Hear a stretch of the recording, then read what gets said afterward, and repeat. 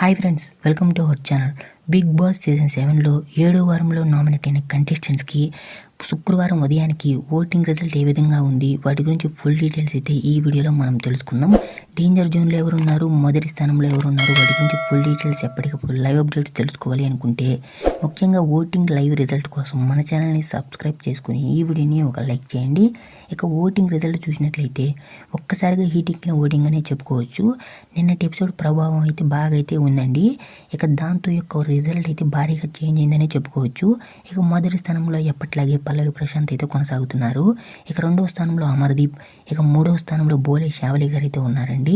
ఇక నాలుగవ స్థానంలో తేజ, ఇక ఐదవ స్థానంలో గౌతమ్ కృష్ణ, ఇక ఆరవ స్థానంలో పూజ, ఇక లాస్ట్ అండ్ ఫైనల్గా 7వ స్థానంలో అయితే అశ్విన్ శ్రీ అయితే ఉందండి. ఇక ఓటింగ్ రిజల్ట్ ఏ క్షణమైన మారే అవకాశం అయితే ఉందండి.